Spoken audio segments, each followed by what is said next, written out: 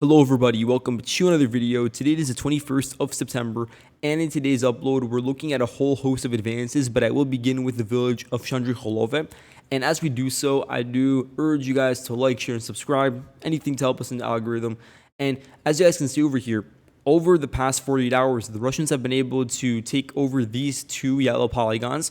You can see that they took over the southern chunk of Serebryansky, amounting to about 0.6 square kilometers worth of an advance.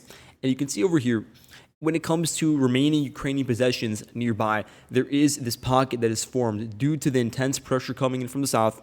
This pressure was only something that materialized due to the Russian infiltration coming in from the northeast initially. That this push that ran along this particular paved road, and then in parallel you had Russian DRGs first, and then regular assault groupings that seeped into the tree lines, into the dugouts, and into the ravines that are all scattered along here, able to get the Ukrainians to pull back into the village of Shandryholove itself. And at that point, their flanks were just completely isolated, and their defenses over there were completely depleted.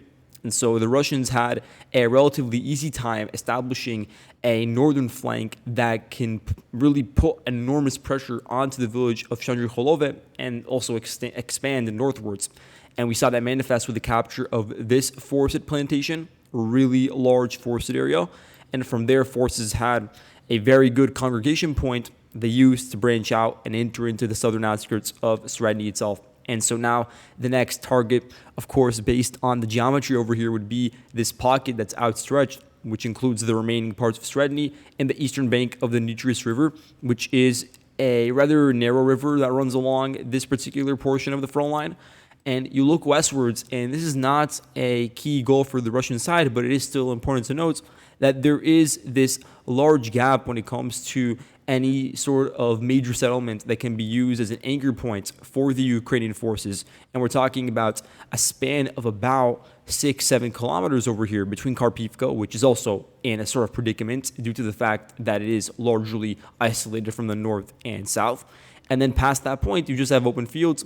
There may be some trenches. I want to see if that's actually the case over here. So I'm opening the map, and you guys can see that there are some layers of defense really near the western bank of the Torets River. Some of them are very close to falling into Russian hands. But besides that, you just have this open space over here that can be utilized to dominate the entire road network branching out of a village like Berezove and getting very close to the coordination points between the eastern and western banks of the Oskar River, which is extremely important for the territorial integrity of the entire eastern bank of the Oskar River going up until Berezove. Now, that's not the reason why the Russians are necessarily advancing over here.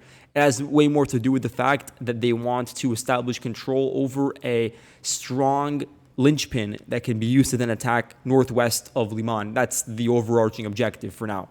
And that's why they took over most of Shandryholove, as can be evidenced here by the 3 square kilometers captured. There's a geolocation backing this up from September 20th, and this was released by the 1654th Kraken Regiment. This is a drone unit that branched out of the Kraken Regiment, which is its own unit, and it's operating near Stepnohirsk in Zaporozhye. So the drone formation within that regiment, at least some of them, the operators branched off and joined the 3rd Army Corps, which is, of course, at the helm of the 3rd Assault Brigade, which is the Azov unit that is currently fighting in Kupiansk. But most of the 3rd Army Corps is still designated as defending in areas near Shandryholove or even further northwards, essentially running along the Luhansk-Kharkiv border, an area that's not necessarily the most intense at the present moment. So they were abetted by the introduction of this particular drone unit, and even though it's Kraken, it's not a part of the larger Kraken regiment, it's a part of the 3rd Army Corps. So they released this compilation, and you can see it over here, and they just conducted FPV strikes onto houses wherein the Russians were situated. So it's pretty clear by now that the Ukrainian pockets in the eastern parts of the village and near the agricultural area, they were simply not tenable. The Russians simply had too much leverage to the north, east, and south, that prevented the Ukrainians from holding out for much longer. And so now the natural fallback line will be the Dnipro River. But the Russians are already making an effort, and we could see this based on the trends for FPV strikes and FAB strikes, a lot of them being concentrated right now on the village of Novoselivka. So that will be a natural next contender to fall, because it will thereby cut off a lot of the road networks leading in to Liman. If we look at it right now, and I'll use the marker to visualize this, we can see that there is this paved road that then connects to Novoselivka, and then you could take this rightwards detour and then move southwards and connect to a larger road network that passes through Yarova, and then from there reach the outskirts of Liman, either through this forested path or through the rail line. And so there are still ways in which the Ukrainian forces in Liman can still be supported on a daily basis, including via armored vehicles and Humvees that move back and forth, and even in some cases M113s and other armored fighting vehicles that make the track back and forth. So that's still viable even at this point in time, because between the river, the Torets River over here, and the line of contact, you still have about a 6-kilometer gap. So that corridor, it's still wide enough to allow for some supply. And then, of course, some Ukrainians will always be able to cross through the Donets River, although it is difficult. It requires rafting, it requires barges, it requires setting up pontoons sometimes. This river in particular is rather wide in some locations, and regardless, you have a lot of forested areas both north and south, which hinders the ability of many armored vehicles or any sort of vehicle to move across. But that's neither here nor there. For the most part, the Ukrainians would prefer to have their supply lines open to the northwest. But the Russians, their current objective is to remove that viability and to also take control over all the villages on the road to Liman, so they can be used as the forward operating points for the eventual assault on the town. So all of those preparations are underway. So we're seeing a lot of intense fighting to go along with that. And furthermore, the Russians continue clearing up the northern bank of the Donets River. We can see over here that over the past 2 days, they've taken over another 4 square kilometers of territory. And this includes a push into the western chunks of Serebryansky. The Ukrainians are no longer able to retain control over those houses because of how disconnected they are from perhaps their forward positions in Shandryholove. Even in Shandryholove, it's sort of a bridge too far, because you look at this village, this hamlet, and it is largely disconnected from nearby Ukrainian defensive nodes. You have Platonivka to the south, which is in less of a predicament, and there's a lot more breathing space over there, but it is sort of far, and there aren't many roads connecting between them, and Seversk is also rather far away. So the Ukrainians over here, they have an issue with, in the sense that their coordination is weakening. The Russians now have control over the entire northern bank of the Donets River, meaning they can pick and choose where they want to cross over and perhaps create a beachhead, or perhaps unify with their vector in Serebryansky to then concentrate forces to flank Seversk from the north, because that's ultimately the goal over here. And it's something that is much more palpable right now as a threat than using the forest as a potential mechanism to push from the east into Liman, because there's still a lot of distance between the present line of contact and the town of Liman, even though I think that some Russian DRGs will try to eventually reach the outskirts of Liman from the south. I think that far more of the damage will be caused from the northwest.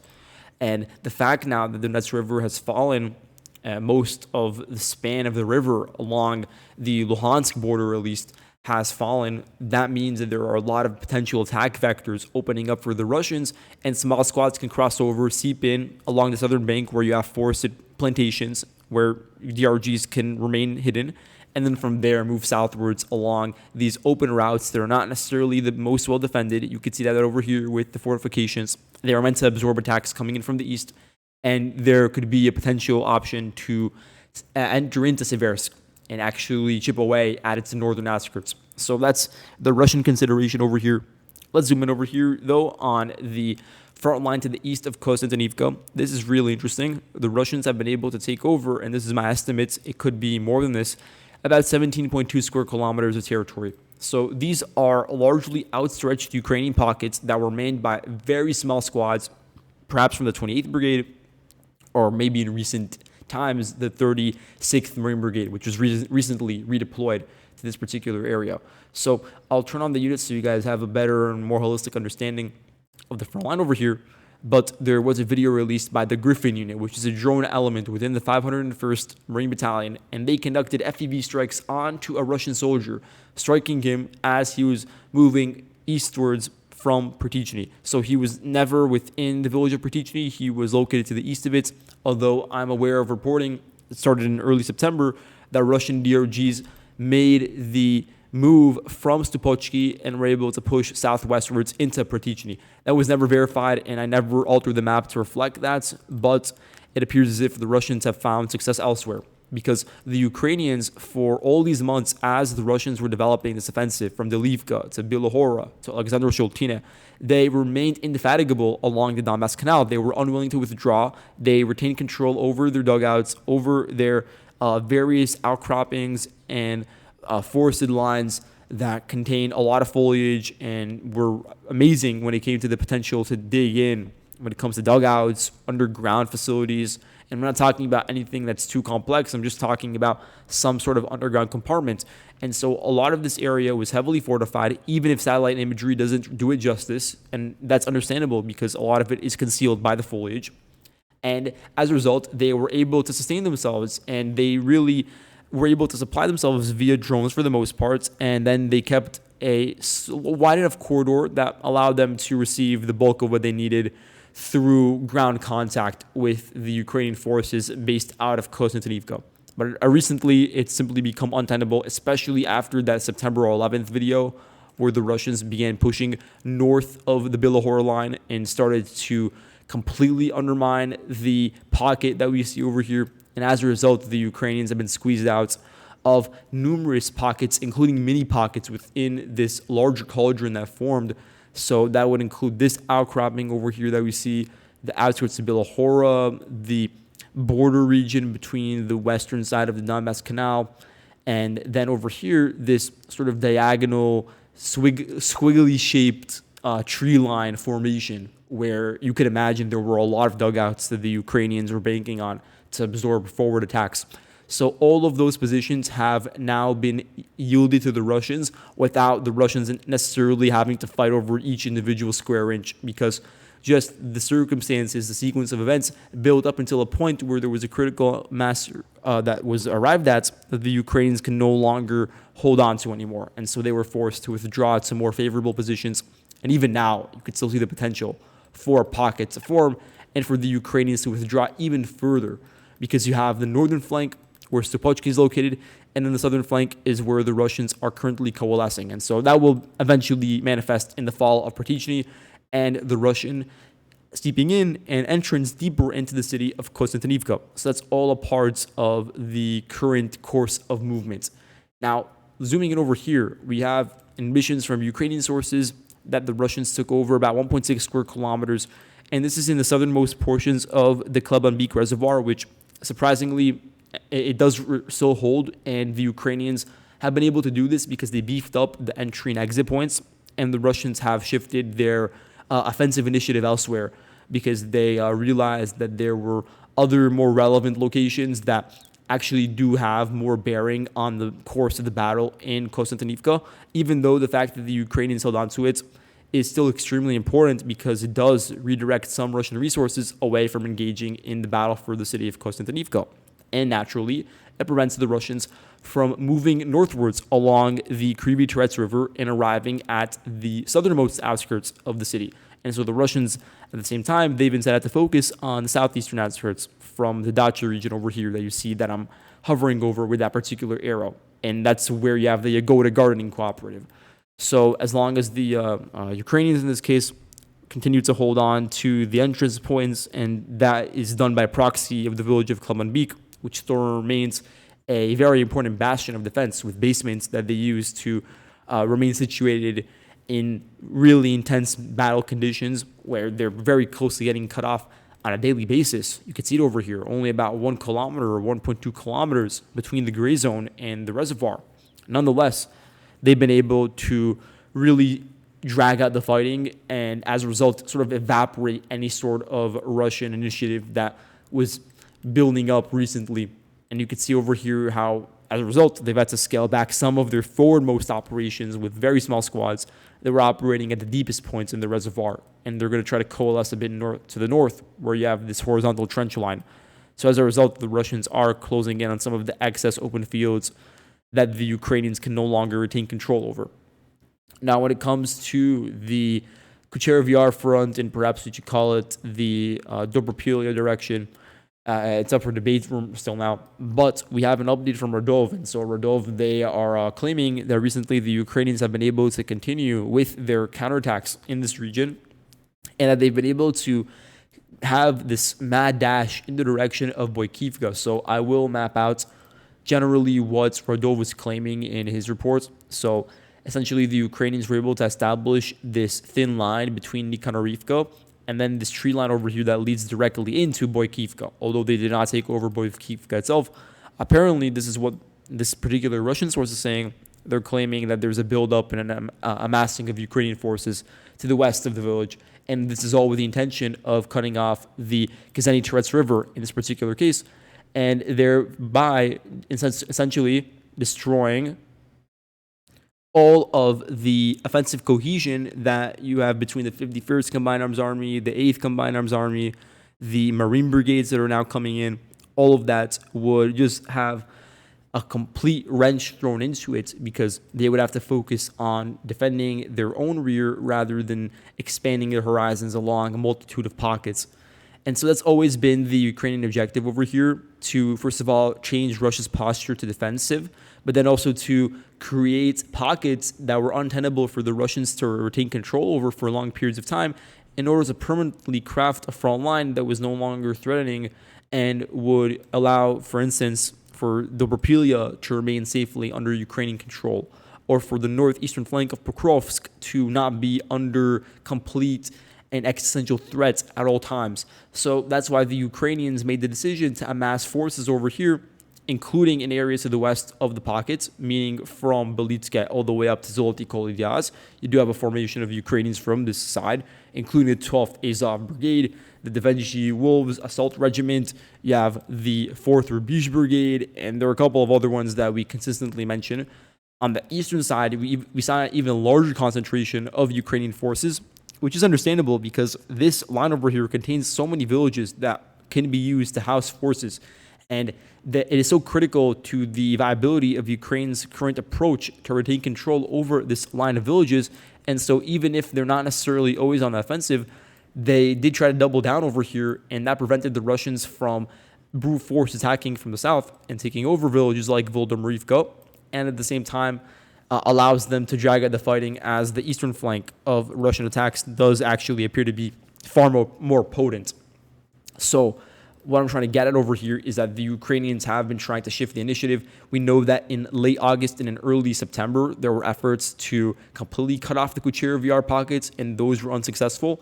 And it appears as if within the past week, not necessarily yesterday, but over the course of, say, the period from September 13th to September 16th, there may have been efforts by the Ukrainians to expand past Nikhanarivka, seize control over some of these tree lines and positions that either contain dugouts or just forested areas with foliages. And so those locations have now fallen into Ukrainian hands. And so my estimate does contain the full Ukrainian capture of Nikhanarivka, and that would include 4 square kilometers of territory captured. And then I'm going to leave this large gray zone between Nikhanarivka and Boykivka, because I am unsure as to the merits of the claims being made by Berezove, and I don't want to go off of the word of just him, although it is true that a lot of Ukrainian sources on their end are claiming that there is this push now from Nikhanarivka towards Boykivka. And not just that, there are a couple of other pushes that have been routinely circulated and never really bore out in reality. It doesn't mean that the Ukrainians never attempted to assault in these directions, but they were largely fruitless and did not yield permanent changes to the front line. So, for instance, to the west of Shandryholove, there were reports over the past couple of weeks of this Ukrainian push that was supposedly going to dislodge the Russian side from all of their rear bases that lead up until Kucherov Yar. Now, I do have this small outstretched location that you can see sort of branches out from Shandryholove, and it's under Ukrainian control, but it's much smaller in size than anything that may have been projected at the time. Also over here, reports of the Ukrainians taking back Pankivka, still not verified. We know that there are reports, yet again, from the Ukrainian side of an assault from Volodymyrivka southwards to cut off Novotoretsk. And this is something confirmed by Radov, and as a result, I've expanded the gray zone over here to indicate that there may be some fluidity. And this is an area, if there's going to be any area along the front line, perhaps maybe besides the Kherson region where you have all these floodplains and islands, but besides that, if you're looking for an area that does contain a lot of fluidity, it would be over here because you're looking at a whole host of pockets, mini pockets, these outstretched salients and outstretched fortifications and defensive nodes that each side is trying to retain control over. And you have a lot of back and forth movement along tree lines. You have assaults that occur in the gray zone that may appear to be advances, but then get repelled. And it's only known after a couple of days. And so it just destroys the timeline and any conception of when something is happening. And so from a reporting perspective, this is the most complicated part of the front line to get and pinpoint with a high degree of accuracy. And so sometimes the most accurate projection is just to say that there is a gray zone in certain locations. So I've not really done that over here. I'm being pretty definitive with my demarcation line. And I'm trying to illustrate the best of my ability what does appear to be the reality over here, which is the fact that there's no proof that the Ukrainians ever took back Kostyantynivka Yar. So for now, we have to assume that the Russians remain over there. And there's no proof that they were ever cut off in the fields to the south or any of the quarries or any of the open fields. So for now, it appears that there is a rather narrow corridor that is getting chipped away at, but not at a rapid pace because it's been a month since the campaign started to cut it off, and it still spans about 3 to 4 kilometers. Novoshakhove appears to be split. Vilny is under Ukrainian control. Pankivka, even though the Ukrainians from the 225th Assault Regiment claim to have taken it over, I've not seen any proof backing it up. And it appears as if the Ukrainians near Hektova Balka and Ikhanorivka have been able to find this sort of strong point on their end and a weak point on the Russian end because, again, this is an area that contains a lot of open fields, and you only arrive at the fortified Russian posts or at the villages where Russian forces are stationed once you pass through the gray zone and through some of these forest plantations. And then you arrive at, say, Zatishok or Fedorivka or Boykivka and Mayak, and those are the regions that were the most undermined when the Ukrainians launched some of their initial counterattacks in the beginning of the month. But eventually, due to the moving in of reserves from the 8th Combined Arms Army, and furthermore from some of these naval infantry units, the tide was turned. And so with that beefing up, which could be, when you're adding it all up, maybe an additional 12,000, 15,000 soldiers, that's going to be enough to absorb these Ukrainian counterattacks, in my opinion. And we're already seeing some Russian units that were only recently moved in getting integrated into the Russian structure over here, into the fabric of the fighting. So, for instance, the 177th Naval Infantry Regiment only moved within the past week and a half or 2 weeks, and in that time they've been getting acclimated with the environment over here. But regardless, they are already striking the Ukrainians in Volodymyrivka, and so there is in Shandryholove, by the way, as well. And so there's enough proof to show that they are engaged. And we'll keep a keen eye out for what the 155th Brigade's going to do, and 40th and 61st, because they have also been redirected to this particular part of the front line. So certainly keep an eye out for Russian efforts as these forces move in to try to squeeze the Ukrainians out of the entirety of the Kazenyi Torets pockets, because that's one of the major reasons why they're able to assert this degree of pressure onto the Russian pocket that reaches all the way up to Kostyantynivka Yar. Now, let's zoom in on Pokrovsk because there are updates to the city. I'm, yet again, being extremely generous when it comes to my mapping of the situation over here, because there are some Russian sources that are alleging depictions of the front line that are far more favorable to their end. So, for instance, over here you have this western section that is largely contains one-story houses, and it's a bit more suburban in nature. And there was a video from September 17th of the 30th Motor Rifle Brigade ambushing 2 Ukrainian soldiers in Durnyak's microdistrict over here. Now, regardless of that, given the fact that it is such a momentous move through an urban area, it would require a higher degree of evidence than just a single FPV strike or a single clip of soldiers ambushing the Ukrainians. The fact that they even had to ambush them does imply that, it was not conventionally under Russian control and they're infiltrating into new territory. And so that's why I'm taking my time not changing that marking. But certainly there is a corridor starting in Lintovici and then moving northwards. Perhaps the distance would be around 2 kilometers, through which they pass the cemetery and some of these first roads in Durniak. And so that appears to be a really active route right now that the Ukrainians cannot repel either on foot or using drones. It's simply untenable for them right now, the Ukrainians, with this situation. If it continues to metastasize on the western flank, which appears to be a sort of weak point for the Ukrainians, then that could spell new issues, because currently the Ukrainians are also engaged with defending other sections of the city. So again, here's my depiction of the recent gains, about 3.5 square kilometers of territory. But again, that's being rather conservative in the estimates. It appears as if the Russian side, at a minimum, has been able to take over the outskirts of Troyanda, take over what is over here. You could see this western Dacha cooperative region. So I'll mark it with red lines to show you guys the perimeter of this neighborhood. But this is an area that the Russian DRGs use as their starting base. They seep into these houses, into the sheds, or into the basements. From there, they're able to organize, and at night they can get out and begin infiltrating into the first districts of Pokrovsk itself. And those would, of course, be the Pivdeny microdistrict, which is over here. And then a bit to the west, you have the Jubilee Park and the Olympian Stadium. So that's another distinct location. You have the Sonyachny microdistrict. You can see it over here, and Shakhtarsky. And Shakhtarsky does extend to the south slightly. You have the Lazurny district as well over here, and the Parkovy district, which is a smaller district that is located right over here. You can see that there is this line running over it. And then you have the horizontal chunk of this particular sort of outcropping of Pokrovsk, all south of the Defenders of Ukraine Street, which you see over here. You have the Zelenivka microdistrict, which is much less focused on apartments and is much more, it's much more rural in nature, I suppose, or suburban in nature, whatever you'd call it. But there are no buildings over there. It's all just one-story houses. And it's a location that the Russians have been able to use due to the close connection between the houses over here and the fact that you do have the centralized road. You have Volitsia Kievska, and it's a direct pipeline to arrive at the first apartments in Shakhtarsky. So that's the situation over here. There are attempts to infiltrate into the Shakhtarsky area, but the sort of skeletal system of the defense over here is very strong, and so they've been able to absorb those attacks and push the DRGs out. But when it comes to the Vineyard district, which is where the Dachas are located over here, that's where they're having way more success, the Russians, I should say, with their DRGs. So on September 20th, we had this video of an FPV strike onto a shed where the Russians were located. And this gives us further confirmation that, yes, there are Russian forces already present in these particular locations.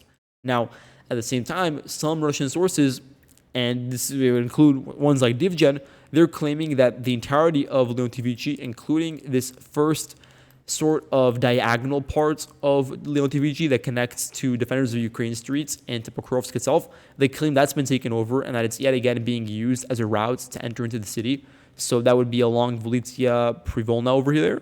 And then there are claims, and again, these are all unsubstantiated, that parts of the Pervomyka district, which is located over here, have been taken over. And Pervomyka, as a microdistrict, appears to be easier to overrun than some of the other parts of the city, given the fact that its layout is, again, largely just houses. There aren't many apartment buildings over here. Furthermore, you have a lot of foliage in those areas, a lot of large bush sort of groupings altogether. You also have reports of the Russians in the market district of over here, Pokrovsk, and also near the Soborny Square Garden. So these locations, yet again, do appear to at least be contested, but I'm not going to change the demarcation line simply based off of what could be a feeling or something that's been insinuated by some Russian sources. It's certainly not enough to make any definitive statements, but it does appear as if, some of these routes used by DRGs are being reactivated and new ones are also being paved at this point in time. There's far more of an emphasis on the western side of the city rather than the southeast. And a part of that is simply due to the fact that the Ukrainians doubled down on the Shakhtarsky district because they did not want the Russians to get control over a huge citadel overlooking the rest of the city. So you have these forces and drone crews pinned down over there. And at the same time, to the west, you may have a bit more of a depletion, a bit less of a strong manpower accumulation. enough to make this sort of movement noticeable. And some of these Russian sources, just to finish it off, they claim that there are some Russian forces and DRGs that are already present within the Sobochovka district. And Sobochovka would be the southeastern parts of Pokrovsk. And yet again, the southeastern parts of what's north of the E50 highway in Pokrovsk. So you can see it over here generally, the locations that are within the Sobochovka micro district. So hopefully getting an idea of where the districts are located helps you guys understand the course of the fighting. Yet again, I'm being very cautious over here, but it is certainly true that DRGs are turning the mantle. They are taking over additional open fields, abandoned trenches, tree lines that used to be important Ukrainian defensive garrisons, taking over these fields south of Shakhtarsky and Zelenivka in the direction of the rail lines. There's clashes right now unfolding near Chunishny. Moreover, we have a video from Novopavlivka of, again, the horns of Dovbushine of the 6th Brigade conducting FPV strikes onto Russian armored vehicles and infantry near Novopavlivka. One of the videos was geolocated to the eastern part of the village, meaning that there is already a pipeline, and this would be considered a gray zone, honestly, if the situation has not changed. But there appears to be a route through the gray zone that the Russian side is using to cross over the rail line and then seep into really deep portions of Novopavlivka, including certain basements at this point in time. And so this is another area that the Ukrainians have been focusing their defensive efforts at, because yes, the video was released on September 20th, but the Ukrainians, at least from Petrenko, for instance, they claim that the assault was eventually repelled and that there were no Russian soldiers in Novopavlivka. Regardless, though, I think that's enough to really go to show that there has been a strengthening of the Russian garrison in the areas immediately to the west of the rail line. So keep an eye out for that situation. And now let's move on to the final topic of the video, which would be the Dnipro-Zaporozhye border. So there are two polygons over here to dissect. First of all, Berezove. It's been fully taken over by the Russian side. You can see that over here with about 4.9 square kilometers, a territory captured. And here's the geolocation. So 36th Motor Rifle Brigade captured yet another village. They've been really on fire when it comes to storming villages in this region throughout the entirety of 2025. And the Ukrainians, as we've always said, they could have mustered up a stronger force with much higher degree of manpower, and that would have at least partially compensated for the fact that the logistics over here are rather poor. There is horrible connectivity between frontline village to frontline village. There aren't enough reinforcements. The trenches aren't built in order to absorb attacks coming in from the east. All of those complaints could have been at least partially mitigated with some degree of replenishment from forces that can actually hold the line in tree lines or in small hamlets. But none of that ended up being enough. It was never sufficient, the reinforcements sent in by the Ukrainian command. And so you can see that as a consequence, Berezove has been taken over. There's a video showing the course of the flag raising, and they cleared out 250 houses in the process. To the south, though, we have the capture of about 2.64 square kilometers of territory, largely within Zaporozhye, and to the northeast of Novoivanovka. So these are areas that are in just completely irrelevant pockets, locations that, yes, there are some forces over there, but they're minuscule in size, and their objective is simply to pin down, bog down any sort of advancing Russian offensive force by keeping them distracted by, again, a small squad operating in this rather minute position within tree line. And that's enough to at least create a certain degree of distraction, because past this point, past the salient, you have a massive span of open fields, both to the north of the Yancho River Valley and to the south of the Vavcha River. So those are areas that are extremely exposed at this point in time, and a lot of them are now being seized by the Russian side for the first time yet again. And that will give them the necessary positions to, first of all, take over Kazenyi and a lot of other villages running along the same lines of defense and road networks. And then number two, eventually, once a lot of these sort of excess locations, excess fields are overrun, it's going to give the Russians the leverage they need to close in on Novopavlivka and the northern side of the Yancho River Valley to take it over. So that's something that is certainly palpable at this point in time. The Russians are only about 4.5 kilometers away from the nearest post in the Yancho River Valley line. So that's really it for today. Thank you all so much for watching. I'll see you guys in the next video, and goodbye.